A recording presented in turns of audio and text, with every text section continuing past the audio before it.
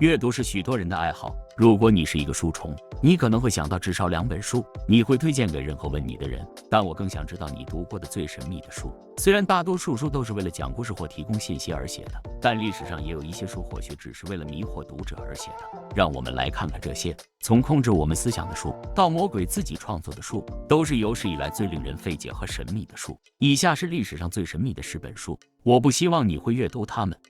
第10本，被诅咒的事。这是1919年出版的一首日本诗歌，书名为《富野的地狱》。关于它的内容并没有太多的神秘，但许多人相信这幅文学作品实际上是被诅咒的。有传言说，如果你试图大声朗读这首诗，你就会死或在地狱遭受永恒的诅咒。《富野的地狱》是日本著名诗人西佐亚索的作品，他曾经写过童谣和流行歌曲的歌词。然而，据说他最著名的作品是被诅咒的。这首诗据说是在1919年27岁时创作的，讲述了一个名叫富野的小男孩到达佛教地狱最底层的旅程，甚至具有与之相关的诅咒。诗中的几行足以吓到任何人。这首翻译的诗有一部分写的是越过7山7河的地狱，可爱的小富野的孤独之旅。如果在这个地狱里找到了他们，希望他们会来到我身边，就像其他都市传说一样。围绕这首诗的神秘开始于传闻。网上的一些帖子说，一个小男孩在全班同学面前表演完这首诗后，在回家的路上被一辆卡车撞了。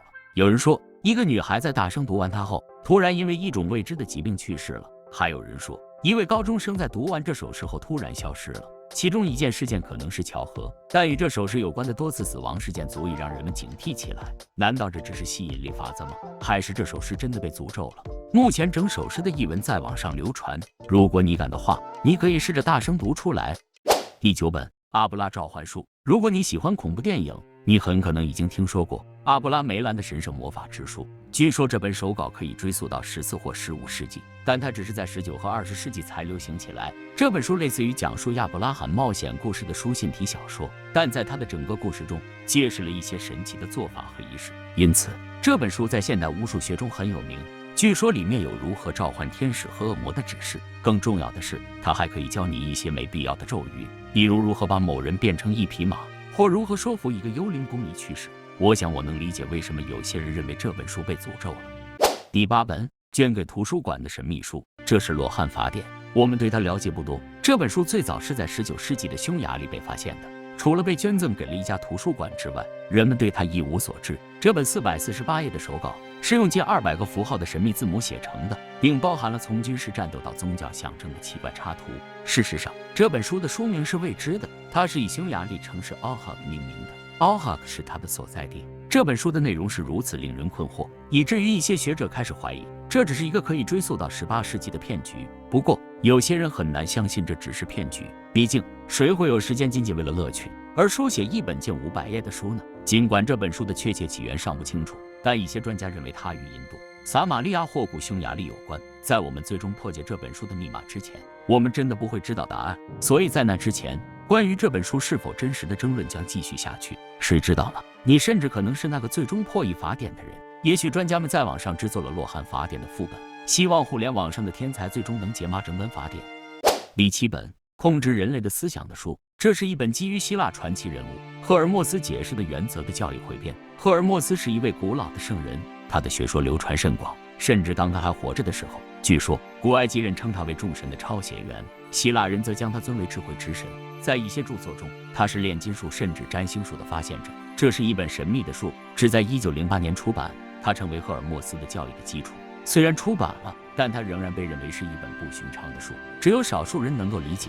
这本书中的教义从来没有与特定的宗教派别联系在一起，直到今天，它都被严格的保密着。据说这本书中包含了大部分人类还不知道的宇宙起源的信息。它还解释了一个人如何影响自己的思想，并根据自己的意愿改变它。精神炼金术的艺术谈论的是对精神力量的掌握。他说，一旦你学会如何控制自己的思想，你也可以影响现实。这本书的一个基本观点是，我们生活在一个精神世界里，你周围的一切都在你的脑海里。我必须承认，虽然这本书的大部分内容都很神秘，但它的原理却很有道理。其中一个赫尔墨斯原则是对应原则，这意味着你的思想反映了你的现实。它还包括振动原理，这意味着当我们共鸣一种情感时，我们不可避免地会吸引更多带来相同情感的人。尽管许多人认为这不过是一本神秘的哲学著作，但也有许多人认为它是一本伟大的知识库。第6本，基加斯法典。这本由魔鬼自己创作的书《吉加斯法典》，或者字面上的巨人书，是一本310页的手稿，大小有0.9米长。这本书最初大约有320页，但随着时间的推移，最后10页被剪掉了。我们可以想象一下这本书有多重，毕竟这本书所用的牛皮纸是用160头驴做的。它也被称为魔鬼的圣经。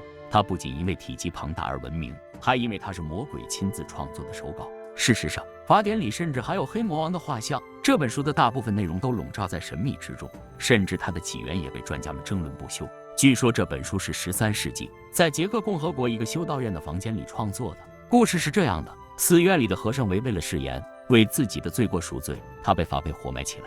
他求饶，声称只要能再给他一次机会，他愿意做任何事。修道院里的长老们说，如果他能在一个晚上读完这本书，他们就放了他。大家都知道这个和尚的命运已经注定了。然而，绝望的和尚请求魔鬼帮助他完成这本书，作为交换，他献出了自己的灵魂。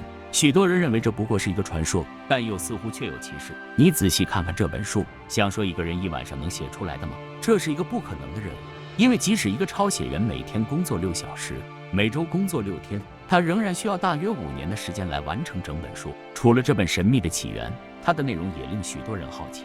除了恶魔的可怕照片，吉加斯法典还包含了完整的基督教圣经、犹太战争以及一些医疗实践和驱魔的类型。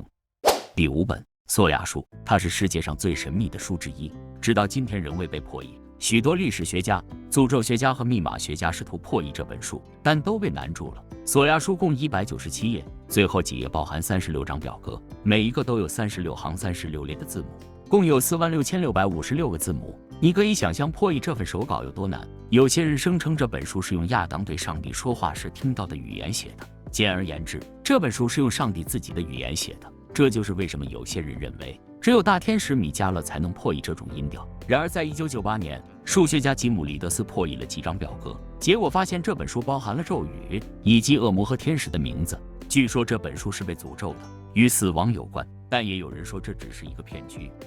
第4本永远不会出版的书，德维特费诺历史是一部有400年历史的西班牙小说，历经几个世纪才得以出版。它是由一个叫马丁·德莱昂尼卡迪纳斯的修道士1608年到1615年之间写的。他想把他的手稿译写完就发表，但他担心这本书是罗马天主教会的真实写照。这个故事其实也很简单，这部小说讲述了一个14岁的孩子离开西班牙去殖民地冒险的故事。这本书的内容并没有什么邪恶的东西，但他说手稿被诅咒了。大约在1620年代的某个时候，手稿丢失了，直到1965年被一位西班牙学者再次找到。几家大大小小的出版社都试图出版这部小说的手稿，但都无法成功。因此有人开始说这部小说受到了诅咒，或许注定永远不会出版了。许多为出版这本书而工作的人也遭遇了不幸的命运，从满身病痛的疾病、悲惨的事故、坏运气等等。但在2017年，这本书终于出版了。这部小说花了大约400年的时间才出版。在过去的几个世纪里，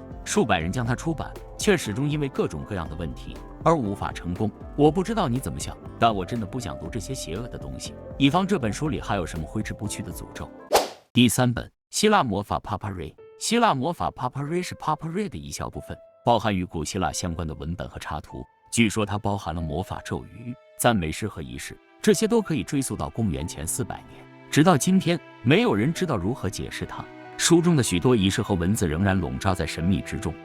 第2本召唤恶魔的书，大格里姆莫尔被视为17世纪至18世纪的黑魔法手册，据说里面详细说明了如何召唤魔鬼的方法。大格里姆莫尔因为他与魔鬼的密切联系，很多人认为他肯定是被诅咒的。然而，这本书神秘的内容使他在整个欧洲，特别是在19世纪的法国迅速流行起来。但有些人仍然害怕这本书，尽管它很有名，但不买它。第1本波波乌，字面意思是人民的书，被称为解释世界是如何被创造的手稿。据说这本书是玛雅人写的，生动地描述了诸神如何把生命带到地球上，以及如何用木头和粘土的技术建造他们的家园。他还介绍了美佐美洲的宗教传说、风俗和文明历史。直到今天，人们对这本书知之甚少，甚至连它的起源都受到专家的质疑。这本书不是被考古学家在玛雅神庙里发现的，而是在1738年的一位居民赠给了一位多米尼加神父的。许多人怀疑这本书是那位居民自愿交给神父的，尤其是因为它包含了许多重要的信息。对许多人来说，这本书是一个严守的秘密，不应该向外人透露，所以他为何捐赠，至今不得为知。如果你是一个勇敢的人，读过我在这个视频中提到的任何一本书，请在下面的评论中分享你的想法和意见。看看现在屏幕上出现的一个很酷的东西，我们下个视频再见。